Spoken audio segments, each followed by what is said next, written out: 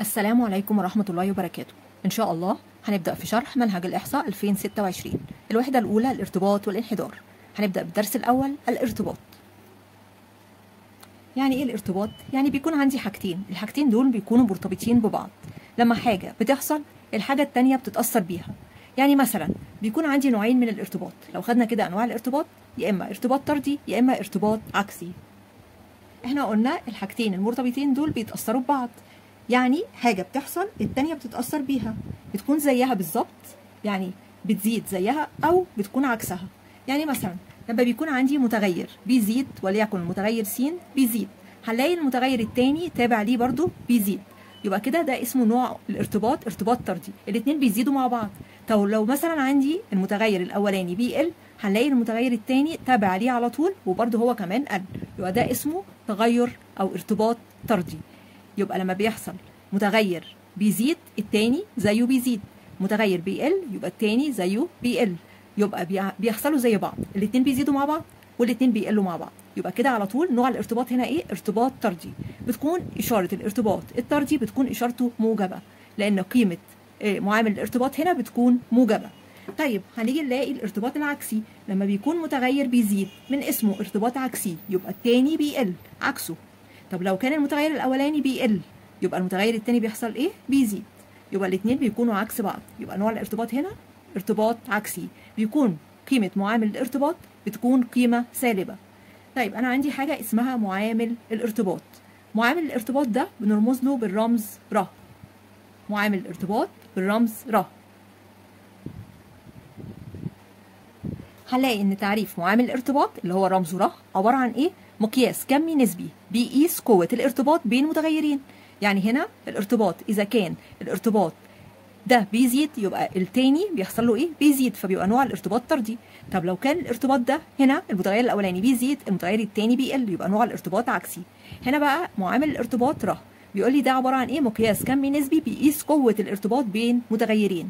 يعني بيشوف قوة الارتباط هل قوي جدا ولا ضعيف ولا متوسط ولا مفيش ارتباط أصلا. هنلاقي إن معامل الارتباط ده بينتمي للفترة المغلقة -1 و1. إن معامل الارتباط ر بينتمي للفترة المغلقة -1 و1. أو ممكن نقولها بطريقة تانية إن الر بيكون أكبر من أو يساوي -1 وأصغر من أو يساوي الواحد. يعني هو كده ما بين -1 والواحد، طالما في عندي أو يساوي يعني -1 معايا والواحد معايا. طب هنا -1 ده بيدل ان نوع الارتباط ايه؟ على طول يبقى نوع الارتباط عكسي عشان اشاره السالب. طب هنا الاشاره جنبيها كده على طول طالما مش مكتوبه يبقى اشاره موجبه. لما بيكون الاشاره موجبه يبقى نوع الارتباط على طول ايه؟ بيكون نوع الارتباط هنا بيدل على ان هو ارتباط نوعه ايه؟ ارتباط طردي. نوع الارتباط هنا ارتباط طردي عشان الاشاره موجبه. يبقى تاني عرفنا ان احنا عندنا نوعين من الارتباط، ارتباط طردي ده بيكون على طول الر هنا قيمتها موجبه. طيب يعني هنا في الارتباط الطردي ر بتنتمي للفترة ايه؟ بتنتمي للفترة نصف مفتوحة، الصفر والواحد. طبعا في الفترة بيكون على طول بنبدأ من الصغير وبعدين الكبير. يعني هنا ارتباط طردي يعني معناها ان الر قيمتها موجبة، يعني قيمة الر بتساوي ايه؟ إشارة موجبة. بتبقى ايه؟ الفترة النصف المفتوحة أو النصف مغلقة، صفر وواحد. الصفر هنا مش مغلق، ليه؟ لأن الصفر احنا عارفين ان هو عدد صحيح لا موجب ولا سالب، فعشان كده بخليه الصفر عندها مفتوحة. الواحد طبعا بتكون مغلقه لان مش هينفع اكتر عن الواحد. طيب عند الارتباط العكسي بيكون ر هنا بتساوي ايه؟ او ر الاول ر بتكون قيمه سالبه، الر بتساوي قيمه سالبه، يبقى الر برضو تنتمي للفتره النصف مفتوحه، الايه؟ -1 وصفر، والصفر بيكون ناحيتها المفتوحه، الفتره بتكون مفتوحه عند الصفر لان الصفر لا عدد صحيح لا موجب ولا سالب. وهنا -1 بتكون مغلقة لأن احنا قلنا ر بتنتمي للفترة المغلقة، -1 و1. السالب ده بيدل على الارتباط العكسي والموجب بيدل على الارتباط الطردي. يبقى هنا لما يقول لي إذا كان الارتباط نوعه طردي يبقى ر بتنتمي للفترة إيه؟ هقول الفترة نصف مفتوحة الصفر والواحد. طب لو قال إن ر بتكون نوعها ارتباط عكسي يبقى ر بتنتمي لإيه؟ للفترة نصف مفتوحة -1 وصفر. ونفتكر دايما ان الصفر بيكون عندها الفترة بتكون مفتوحة، لكن عند الواحد وال-1 بتكون الفترة مغلقة. يبقى خدنا نوع الارتباط، عندي نوعين من الارتباط، ارتباط طردي بتكون اشارته دايما موجبة، وارتباط عكسي بيكون الاشارة دايما سالبة. نروح لدرجات الارتباط. تصنيف درجات الارتباط، عندي 5 درجات للارتباط. ارتباط بيكون اول درجة فيه منعدم، وفي ارتباط درجته ضعيف، وفي درجته متوسط، وفي درجته قوي، وفي درجته تام. 5 درجات: منعدم، ضعيف، متوسط، قوي، تام. عند الصفر دايما بنلاقي ان الارتباط بيكون درجته منعدم، ارتباط منعدم، الدرجة بتاعته عند الصفر بيكون درجته ارتباط منعدم. ليه؟ لأنه لا يوجد ارتباط عند الصفر. لما الره بتساوي صفر بيكون الارتباط درجته على طول منعدم. احنا اتفقنا ان عندي نوعين من الارتباط: ارتباط طردي وارتباط عكسي. امتى اقول على الارتباط طردي؟ لما يكون الره قيمتها موجبة، يعني اول ما الاقي القيمة موجبة يبقى الارتباط على طول طردي. يعني اهو من عند الصفر لغاية الواحد، الاكبر من الصفر لغاية الواحد، ده ارتباط نوعه طردي. طيب من -1 لصفر يبقى على طول هنا سالب، يبقى الارتباط نوعه عكسي. يبقى هنا بتكلم على نوع الارتباط. هنا بيكون لما يكون القيمة موجبة يبقى الارتباط نوعه طردي، القيمة طلعت سالبة يبقى الارتباط نوعه عكسي. طب درجاته، الدرجات لو عند الصفر يبقى الارتباط على طول درجته منعدم. طب عند الواحد يبقى على طول درجة الارتباط تام. طب عند -1 برضو تام، لأن هي لو قلت واحد هي. هنا الفرق ان هو بالموجب يعني نوعه طردي، هنا نوعه عكسي عشان بالسالب. لكن عند الواحد عموما سواء موجب واحد أو سالب واحد يبقى الارتباط درجته تام. طيب لما تكون الره أكبر من الصفر وأصغر من 4/10 يكون هنا الارتباط درجته إيه؟ ضعيف. يبقى في الحتة دي بيكون ضعيف. من الصفر لغاية قبل 4/10 أصغر من 4/10 بيكون ضعيف. طيب لو كان 4/10 لغاية 6/10، يعني ما بين أكبر من أو يساوي 4/10 وأصغر من أو يساوي 6/10، يعني 4/10 داخلة معايا و6/10 داخلة معايا، يبقى درجة الارتباط هنا بيكون متوسط. طيب لو كان أكبر من 6/10 وأصغر من الواحد بيكون الارتباط بيكون قوي. يبقى بلاقي كده كل ما أقرب للواحد بيكون الارتباط أقوى، كل ما أقرب للواحد الارتباط بيكون أقوى، لكن كل ما أقرب للصفر بيكون الارتباط إيه؟ أضعف. طيب نفس الفكرة عند السالب، احنا بنتكلم كده عند الموجب بيكون من الصفر وأصغر من 4/10 بيكون الارتباط ضعيف، درجته ضعيف. طيب لما يكون أكبر من أو يساوي 4/10 وأصغر من أو يساوي 6/10 بيكون درجته متوسط. لما يكون أكبر من 6/10 وأصغر من الواحد بيكون الارتباط درجته قوي. طبعا احنا اتفقنا إن الصفر بيكون درجته منعدم، والارتباط لما بيكون بيساوي واحد بيكون درجته تام. طيب نفس الفكرة عند السالب، السالب ده بيدل على نوع الارتباط ان هو عكسي. نفس الفكرة من -4/10 والصفر لما يكون ما بينهم يبقى على طول ده الارتباط بيكون ضعيف، لان الصفر ده كأنه المراية بتاعته. نفس الحكاية من الصفر ل4/10 بيكون ضعيف. طيب من -4/10 وسالب6/10 مع بعض كده، دي معايا والسالب6/10 معايا، واللي ما بينهم يبقى الارتباط درجته متوسط. طيب لما بيكون من -6/10 والأصغر من -1 بيكون الارتباط قوي. يبقى برضو هنا كل ما بقرب للواحد أو -1 يبقى بيكون الارتباط أقوى. يعني كده أول حاجة من درجات الارتباط لما يكون ره بيساوي صفر، ره اللي هو إيه؟ معامل الارتباط. لما يكون بيساوي صفر يبقى درجة الارتباط منعدم، لا يوجد ارتباط. طيب لما بيكون مقياس ره، يعني إيه مقياس؟ يعني اللي جوه المقياس هنا هوت الره إما تكون قيمتها موجبة أو قيمتها سالبة، سواء موجبة أو سالبة بيكون هنا الارتباط إيه؟ بيقول مقياس ره أكبر من الصفر وأصغر من 4/10 يبقى الارتباط هنا نوعه ضعيف. طيب لما يكون مقياس ره أكبر من أو يساوي 4/10 وأصغر من أو يساوي 6/10، طالما في يساوي هنا يبقى في 4/10 معايا وال6/10 معايا، يبقى الارتباط درجته متوسط. طب لما بيكون مقياس ره أكبر من 6/10 وأصغر من الواحد بيكون الارتباط قوي. طب لما الره بتساوي واحد يكون درجة الارتباط إيه؟ تام. طيب يبقى احنا كده معناها على طول لما بيكون عايز يعرف درجة الارتباط، طيب بنشوف ايه؟ هنا احنا قلنا مقياس ره يعني القيمة جوه بتكون موجب أو سالب، يعني معناها هنا هوت لو الره بتكون أكبر من الصفر وأصغر من 4/10 ده بيكون ارتباط ضعيف. نفس الفكرة لو قال إن الره ما بين الصفر وسالب4/10 يبقى الارتباط على طول درجته ضعيف.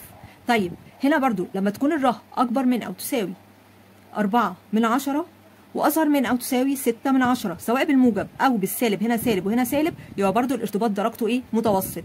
طيب لما بيكون الره بتكون أكبر من 6/10 وأصغر من الواحد سواء بقى بالموجب أو قال هنا سالب وهنا سالب، يبقى على طول برضو الارتباط درجته هنا إيه؟ قوي. طب لما يقول الره بتساوي -1 يبقى الارتباط إيه؟ درجته تام. الإشارة بتفرق في إيه؟ مش في القيمة، بتفرق في نوع الارتباط. إذا كان الإشارة موجبة يبقى نوع الارتباط طردي، إذا كان الإشارة سالبة يبقى نوع الارتباط عكسي. أو بطريقة تانية لما ره بتساوي صفر يبقى على طول درجة الارتباط إيه؟ منعدم، لا يوجد ارتباط.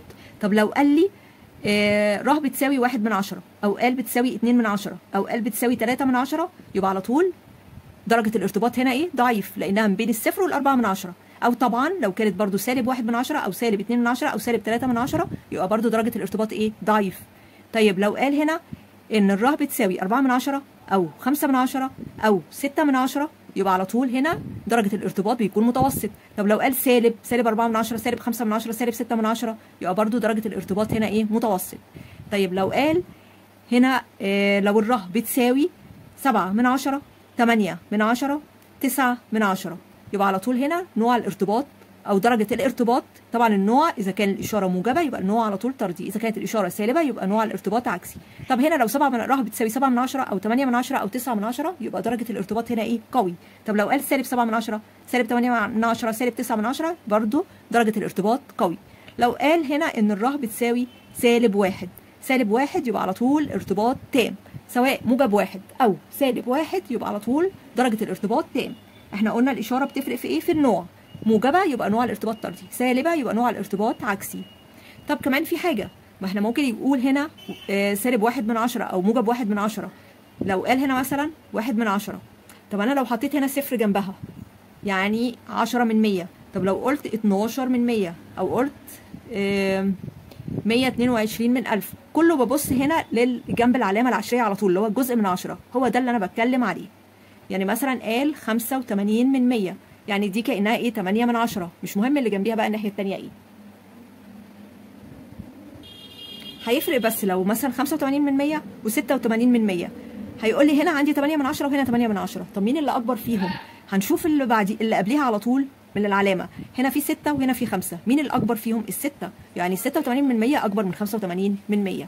لكن هو غالبا بيجي بيكتب مثلا 7/10 8/10 5/10 أو 70/100 80/100 55/100، فبيجيب اللي قبل العلامة العشرية الرقم مش بيكرره تاني. فاحنا بنبص للرقم اللي هو قبل العلامة العشرية، هو ده اللي بنتعامل بيه. ساعات بقى بيجي يقول لي ايه هو معامل الارتباط الاقوى. هنلاقي ان احنا كل ما نقرب للواحد كل ما بيكون الارتباط اقوى. يعني هنا مثلا بدأنا من الصفر لغاية 4/10، اللي قبل 4/10 كان الارتباط درجته ضعيف، بعد كده كبر شوية بيقرب للواحد بقى ايه؟ درجته متوسط، بعد كده بقى قوي لأنه قرب للواحد. طبعا هنا 6/10، بعديها 7/10، بعديها 8/10، بعديها 9/10. يعني أكيد اللي أقوى كل ما قرب للواحد هو اللي هيكون أقوى. يعني أكيد 9/10 أقوى من 8/10، وال8/10 أقوى من 7/10، وأكيد ال9/10 هي الأقرب للواحد أقوى من ال7/10. تعالوا نشوف مثال يوضح. معامل الارتباط الأقوى فيما يلي هو -8/10 ولا -5/10 ولا 4/10 ولا 7/10. طيب احنا هنا هو ما حددش نوع الارتباط ايه. احنا قلنا الموجب يبقى نوع الارتباط طردي، السالب يبقى نوع الارتباط عكسي. هو عايز على طول ايه؟ معامل الارتباط الاقوى، ما حددش هو عايزه عكسي او طردي. يبقى خلاص مش فارق معايا. يبقى هنا اهوت احول كله لموجب. السالب 8/10 خليها 8/10، والسالب 5/10 خليها 5/10، وال4/10 كانت بالموجب تنزل زي ما هي بالموجب، وهنا 7/10 تبقى برده زي ما هي بالموجب، يبقى خليتهم كلهم بالموجب. هشوف بقى ال4/10 احنا قلنا ده درجته ايه؟ متوسط، وال5/10 درجته متوسط. طيب انا عندي 7/10 وال8/10 دول ايه؟ درجتهم قوي، الاثنين قوي. هو عايز الاقوى فيهم. احنا قلنا كل ما نقرب للواحد كل ما الارتباط بيكون اقوى. يعني انا عندي مثلا هنا اهوت ال7/10 ده قوي، وبعدين 8/10 قوي، وبعدين ال9/10 قوي، وبعدين بيجي الواحد ده ايه؟ ارتباط تام. احنا قلنا كل ما نقرب للواحد كل ما يكون الارتباط اقوى. انا عندي ايه وايه بقى دلوقتي؟ 7/10 في المسألة و8/10. مين الأقوى؟ هو عايز الأقوى الأقرب للواحد. مين اللي أقرب للواحد؟ هي 8/10.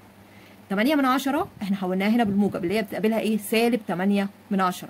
يبقى هي دي معامل الارتباط الأقوى، هو -8/10. السالب ده بيدل على ايه؟ ان هو ارتباط عكسي، نوعه ارتباط عكسي.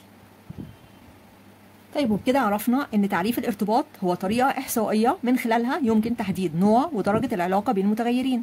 احنا قلنا معامل الارتباط بيحدد بيكون نوعه، اذا كان اشارته موجبة بيكون نوعه ارتباط طردي، اذا كان اشارته سالبة بيكون نوعه ارتباط عكسي. وبيحدد كمان درجة العلاقة بين المتغيرين. احنا قلنا الدرجات عندي 5 درجات، ايه هما؟ اذا كان ر بتساوي صفر يبقى الارتباط درجته منعدم، اذا كان ر بتساوي 1 يبقى الارتباط درجته تام، اذا كان الر اكبر من الصفر واصغر من 4/10 يبقى الارتباط درجته ضعيف، اذا كانت الر اكبر من او يساوي 4/10 واصغر من او يساوي 6/10 يبقى الارتباط درجته متوسط، اذا كانت الر اكبر من 6/10 واصغر من الواحد يبقى على طول الارتباط درجته قوي. وطبعا ده احنا بنتكلم دلوقتي الموجب اللي هو نوع الارتباط طردي. طب لو كان كل الارقام اللي احنا قلناها دلوقتي بس بالسالب يبقى كده نوع الارتباط عكسي وهي نفس الدرجات. هندرس الارتباط الخطي البسيط. ايه هو؟ هو الدرجة او القيمة العددية للعلاقة بين متغيرين، وده هيوضح من حاجة اسمها شكل الانتشار. شكل الانتشار عبارة عن تمثيل بياني لعدد من الازواج المرتبة س وص لوصف العلاقة بين متغيرين. احنا عارفين ان اي نقطة بتمثل بزوج مرتب، عبارة عن س وص. هنلاقي اول شكل عندي هنا هوت عبارة عن نقط عشوائية بشكل عشوائي، فهنا دي درجة الارتباط هنا هوت بتكون عبارة عن مفيش ارتباط، يعني درجته منعدم، الارتباط بيكون منعدم. يعني لو عايز ر هنا بتساوي ايه؟ بتساوي صفر، لان النقط بشكل عشوائي لا بتزيد ولا بتقل، يعني قيمة س بتزيد بلاقي صاد معاها مرة بتزيد ومرة بتقل، فمش فارق، يعني النقط بشكل عشوائي. لما نيجي للشكل التاني هنلاقي هنا هوت هنا المتغير س وهنا الصاد، هنلاقي كل ما س قيمتها بتزيد كل ما صاد برضو قيمتها بتزيد، كل ما س بتزيد صاد قيمتها بتزيد، هنلاقي الخط طالع لفوق كده، يبقى ده بيعبر عن ان نوع الارتباط طردي. بيكون الر هنا قيمتها موجبه، بيطلع قيمه موجبه، لما بيكون قيمه موجبه بنقول على طول الارتباط طردي، بيمثل بالخط طالع لفوق، كل ما قيمه س بتزيد صاد قيمتها بتزيد. طيب هنلاقي هنا الارتباط بيكون عكسي، هنلاقي الخط نازل لتحت، بيكون كل ما س قيمتها بتزيد صاد قيمتها بتقل، العكس، يبقى الارتباط هنا عكسي، بتكون الاشاره على طول ايه؟ سالبه. هنا هنلاقي برضو في الارتباط الطردي بيكون الميل موجب، الميل موجب ده بيدل على نوع الارتباط، لما يكون الميل موجب يبقى الارتباط نوعه طردي. هنا الارتباط العكسي بيكون الميل سالب، الميل سالب يبقى نوع الارتباط عكسي. طيب في حاجه كمان قلنا لما بيكون الخط طالع لفوق كده بيكون نوع الارتباط ايه؟ طردي. طب لو كانت النقط على الخط نفسه، احنا هنا هنلاقي الارتباط الطردي ده اسمه ارتباط خطي، ارتباط خطي، علشان لو وصلت النقط ببعض هيدي خط مستقيم، يعني كانت النقط دي موجوده بالمنظر ده وصلناها عطى خط مستقيم، في نقط تانية لو جينا وصلناها هنلاقي برضو هتدي خط مستقيم، النقط دي برضو هنلاقيها بتدي خط مستقيم والخط طالع لفوق، يبقى الخط ده يعتبر ده يدل على ان نوع الارتباط طردي. طب لو كانت النقط الخط طالع لفوق يبقى ده نوع الارتباط هنا طردي. طيب الاشاره بتبقى موجبه، طب احنا عايزين لو النقط كلها بتقع على الخط نفسه، النقط كلها بتقع على الخط نفسه، يبقى هنا الر بتساوي 1، هقول الارتباط هنا درجته بيكون تام، لان الر بتساوي 1 درجته بتكون تام. طيب ممكن يكون الخط كده عليه نقط بسيطه، في نقط كتير قريبه منه، يبقى هقول هنا ان درجته بيكون الارتباط بتكون درجته قوي لما بيكون النقط قريبه منه. طيب الخط كده والنقط ابعد يبقى هنا الارتباط هيكون درجته ايه؟ هيكون ضعيف. طيب في الارتباط العكسي اتفقنا ان هو برضو ارتباط خطي، لان النقط لما نيجي نوصلها بتدي في صورة خط مستقيم، بس الخط هنا نازل لتحت، يبقى ده الارتباط عكسي، بيكون الاشارة بتكون سالبة، يعني كده لو انا عندي الخط نازل لتحت يعني ده ارتباط عكسي. طب لو لقيت النقط كلها على الخط المستقيم على الخط نفسه يبقى الر هنا بتساوي ايه؟ طالما نازل لتحت هتساوي برضو 1، بس طالما او اي نقط بتقع على الخط نفسه الكتير كده يبقى على طول الر بتساوي 1.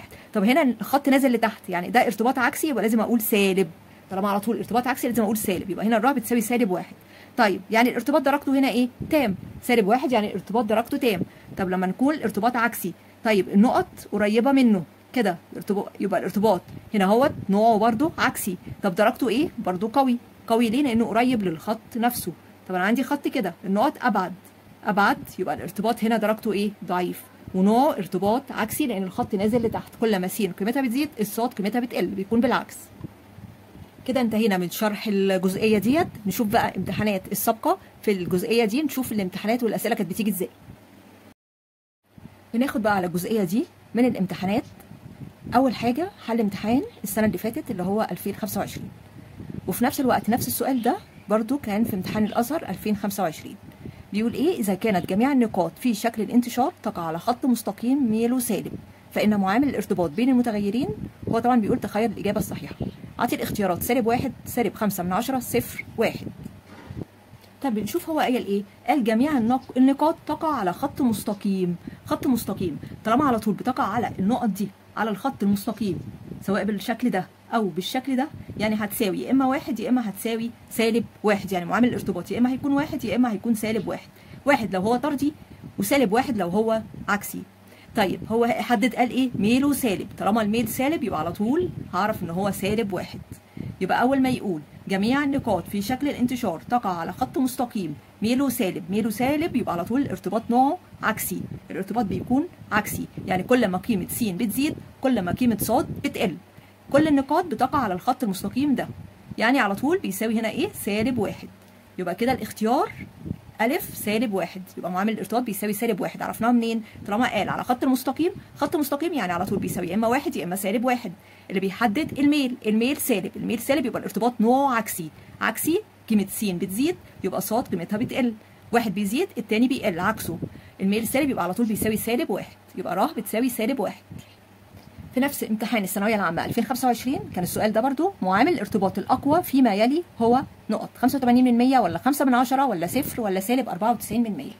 طالما هو هنا حدد معامل الارتباط الأقوى وما قالش ارتباط طردي أو عكسي، يبقى هخلي كل الإشارات موجبة، خليهم كلهم طردي. طالما هو ما حددش، ما قالش أقوى معامل ارتباط عكسي ولا أقوى معامل ارتباط طردي، طالما ما حددش هخلي كله موجب. يعني احنا قلنا الإشارة بتدل على إيه؟ بتدل على نوع الارتباط. يبقى كده انا عندي كده 85%، 5/10، صفر، 94%. طب الصفر ده مفيش ارتباط، ده ارتباط منعدم. ال5/10 ده ارتباط درجته متوسط، لكن هو بيقول ايه؟ معامل الارتباط الاقوى. يبقى انا عندي الارتباط الاقوى اللي هو 85% و94%. بنبص للجزء من 10 اللي هو جنب العلامه العشريه على طول اللي هي 8/10، وهنا اللي جنب العلامه العشريه على طول اللي هو جزء من 10 اللي هو 9/10. طب انا كده عندي 8/10 و9/10 ده ارتباط ايه؟ درجته بتكون قوي. 8/10 و9/10. طب مين اللي اقوى فيهم؟ احنا قلنا كل ما نقرب للواحد كل ما يكون ايه؟ يعني عندي 7/10 ده ارتباط قوي درجته قوي، وبعدين 8/10 ارتباط درجته قوي، 9/10 ارتباط درجته قوي، وبعدين الواحد ارتباط درجته ايه؟ تام. كل ما اقرب للواحد كل ما يكون الارتباط بيكون اقوى. كل ما نقرب للواحد الارتباط بيكون اقوى. يبقى 8/10 قوي و9/10 قوي. مين اللي اقرب للواحد؟ 9/10. يعني كده اللي هو كام؟ اللي هو 94%. اللي هو بيقابله كام؟ اللي هو سالب 94%. السالب دي بتدل على ايه؟ على نوع الارتباط، اللي هو النوع الارتباط هنا ايه؟ عكسي. يبقى هنا اقوى معامل ارتباط اللي هو 9/10 اللي هو اقرب للواحد. يبقى الاختيار د. طيب في الازهر الشهاده الازهريه الثانويه الازهريه في 2025 كان جاي السؤال ده، اقوى معامل ارتباط عكسي فيما يلي. هو بيقول ايه؟ اقوى، بس قال ايه؟ حدد هنا ارتباط عكسي، يعني لازم يكون الاشاره ايه؟ تكون الاشاره سالبه. لو كان في اشاره موجبه هستبعدها، لان الاشاره الموجبه هنا كانت هتبقى ارتباط طردي، لكن هنا كله بالسالب. سالب يعني ده ارتباط عكسي، وده سالب يعني ارتباط عكسي، وده سالب يعني ارتباط عكسي، وده سالب يعني ارتباط عكسي. طب هنا ال2/10 ده ارتباط درجته ايه؟ ده ارتباط درجته ضعيف، فهو عايز القوي، يبقى ده مش هناخده معايا. السالب 5/10، 5/10 دي ارتباط ايه؟ ارتباط ده متوسط، يبقى برده مش هناخده معايا. لكن ال7/10 وال8/10 الاثنين ارتباط ايه؟ ارتباط قوي. واحنا قلنا كل ما نقرب للواحد كل ما الايه؟ كل ما الارتباط بيكون اقوى. يعني انا لما يكون عندي واحد هنا 7/10، هنا 8/10، هنا 9/10، كل ما اقرب للواحد كل ما هيكون اقوى. طب هو عندي كده الاختيارات 7/10 و8/10، مين اللي اقرب للواحد؟ ال8/10. 8/10 يعني اللي بيقابلها سالب 8/10، يبقى ده اقوى معامل ارتباط عكسي. يبقى الاختيار د. د سالب 8/10. طيب من امتحان الثانويه العامه 2023 معامل الارتباط الاقوى فيما يلي هو نقط 79% ولا 6/10 ولا صفر ولا 85%. هنا احنا لازم بنبقى عارفين ان نوع الارتباط مش بيأثر على درجته. يعني الارتباط اذا كان الاشاره موجبه الارتباط نوعه موجب، بيكون الارتباط نوعه طردي. طب لو الاشاره بتكون سالبه يبقى نوع الارتباط عكسي. يبقى نوع الارتباط الاشاره مش بتأثر على الدرجه، يعني سواء عندي الاشارات موجبه او الاشارات سالبه مش بتأثر معايا، ده بتأثر على نوع الارتباط بس، الدرجه مش بتتأثر بنوع الارتباط. طيب احنا قلنا هنا عايز ايه؟ معامل الارتباط الاقوى. الاقوى يعني كل ما اقرب للواحد كل ما يكون معامل الارتباط اقوى. هنا كل الاشارات موجبه، خلاص مفيش مشكله. هنا يعني ايه؟ ايه اللي اقرب جزء من 10 اللي هو 7/10، هنا 6/10، هنا صفر، هنا 8/10. طيب الصفر طبعا ده ارتباط ايه؟ ارتباط درجته منعدم. ال6/10 ده ارتباط ايه؟ ارتباط درجته متوسط. ال7/10 وال8/10 دول الاثنين ايه؟ قوي. مين اللي اقرب للواحد؟ ال8/10. يبقى ال85% هي معامل الارتباط الاقوى. يبقى الاختيار د 85%. اتفقنا ان معامل الارتباط بيكون اقوى امتى؟ كل ما نقرب للواحد. لما بنقرب للصفر بيضعف. في نفس السنة 2023 كان السؤال ده: إذا كان ر هو معامل الارتباط بين المتغيرين س وص وكانت العلاقة بينهما تمثل ارتباطا طرديا فإن ر تنتمي. الاختيارات بقى: الفترة المغلقة -1 و1 ولا الفترة نصف المغلقة 0 و1 ولا الفترة المفتوحة -1 و1 ولا الفترة المغلقة 0 و1. احنا عارفين ان معامل الارتباط اللي هو ر بينتمي للفترة المغلقة. بنبدأ دايما في الفترة بالصغير -1 و1. فترة مغلقة دي ر بتنتمي من -1 ل1. 0 لما بيكون الارتباط ايه؟ ارتباط بيكون منعدم، مفيش ارتباط. -1 لما يكون ايه؟ ارتباط تام، عكسي تام، يبقى عكسي تام. والواحد لما يكون ارتباط طردي تام. يبقى ر بتنتمي للفترة المغلقة -1 و1. بس هو هنا بيقول ايه؟ ان هنا الارتباط نوعه طردي، يعني الاشارة بتكون ايه؟ بتكون موجب. لما تكون الاشارة موجب يعني اول واحدة الاختيار -1 و1 دي ر تنتمي للفترة المغلقة -1 و1 عموما، يبقى دي مش معايا. طيب ر تنتمي للفترة النصف مفتوحة او نصف مغلقة 0 و1، دي هي الاختيار الصح. لما بتكون الارتباط بيكون نوعه طردي يبقى ر بتنتمي للفترة اللي بتكون نصف مغلقة 0 و1. الصفر بيكون عندها مفتوح لأن الصفر ده عدد إيه؟ صحيح، لا موجب ولا سالب، فبتكون الفترة عندها مفتوحة. والواحد ده معايا لأنه الارتباط بيكون طردي تام، بيكون كل الإشارات بتكون موجبة. طيب لو كان ارتباط عكسي، لو الارتباط عكسي يبقى الإشارات كلها بتكون إيه؟ بتكون سالبة. يبقى إذا ر بتنتمي للفترة النصف مغلقة أو النصف مفتوحة. أول حاجة -1 والصفر بتكون عندها مفتوحة. -1 معايا لأنه ارتباط عكسي تام، والصفر علشان الصفر ده عدد صحيح لا موجب ولا سالب. ده لما يكون الارتباط عكسي. يبقى هنا الارتباط طردي فر تنتمي للفترة النصف المغلقة الصفر والواحد. الصفر عندها الفترة بتكون مفتوحة والواحد بتكون مغلقة. طبعا ما ينفعش تكون -1 والواحد تكون فترة مفتوحة، لأن احنا قلنا -1 لما بيكون الدرجة هنا عكسي تام، والواحد لما بيكون ارتباط طردي تام. الصفر في الفترة هنا تكون مغلقة، ما ينفعش لأن الصفر ده لا عدد صحيح لا موجب ولا سالب. يبقى كده الاختيار ب.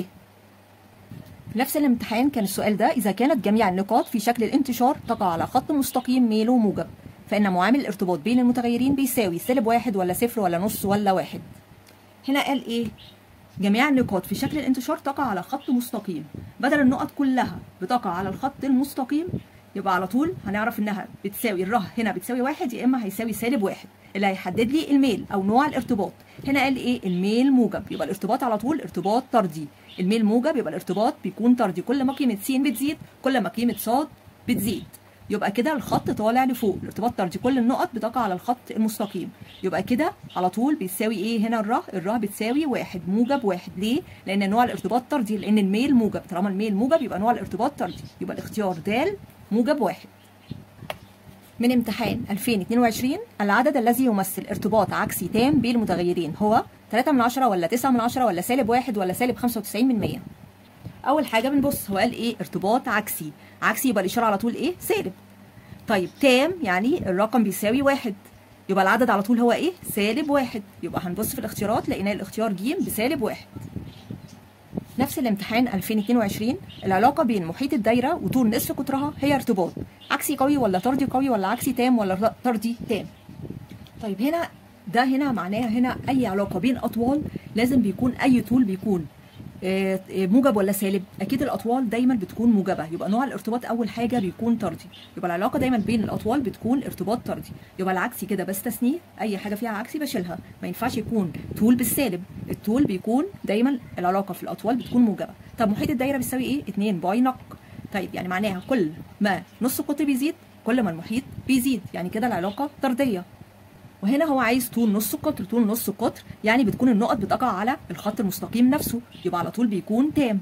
يبقى كده على طول الاختيار هيكون العلاقه بين محيط الدايره وطول نصف قطرها ارتباط طردي تام، لان العلاقه بين الاطوال بتكون موجبه، وتام لانها بتقع على ايه؟ على الخط نفسه. من امتحان الثانويه العامه 2021 كان السؤال ده: معامل الارتباط بين متغيرين ر بيكون طردي تام عندما ر تنتمي للمجموعه 1 ولا المجموعه -1 ولا المجموعه 0 ولا الفاي. احنا عارفين ان علامه تنتمي بتربط بين ايه؟ بين عنصر ومجموعه، يعني لازم يجي الاول في العنصر بتنتمي وبعدين بعديها يجي مجموعه. طيب نشوف اول حاجه، هو عايز ر بيكون طردي تام. طردي يعني الاشاره على طول ايه؟ موجبه. تام يعني الدرجه، يعني يبقى على طول التام يبقى الر بتساوي 1. يعني كده معناها ان الره بتساوي واحد، يعني كده كأن بيقول واحد العنصر اللي هي ره بتساوي واحد، اللي هو الواحد ده بينتمي لايه؟ لاي مجموعه، اكيد لقوسين المجموعه لازم يكون جواها واحد، يبقى كده الاختيار الف اللي هو مجموعه واحد. طبعا سالب واحد ده لو عكسي تام، مجموعه صفر ده لو الارتباط بيكون منعدم، فدي مش معايا. والفاي طبعا ما فيش هنا مجموعه خاليه. طيب يبقى كده لو قلت ره بتساوي، لو هنا قال لي عندما ره بتساوي هقول واحد من غير مجموعه، لكن هو قال ينتمي يبقى قوسين مجموعه. هنا عرفت ازاي ان هي موجب واحد؟ من كلمه طردي يبقى بيدل على النوع اللي هو موجب، وتام يعني بيساوي واحد، يبقى ره بتساوي موجب واحد، يعني الره تنتمي للمجموعه واحد، الاختيار الف. وبكده بيكون انتهى شرح الفيديو، اتمنى تكونوا استفدتم، والسلام عليكم ورحمه الله وبركاته.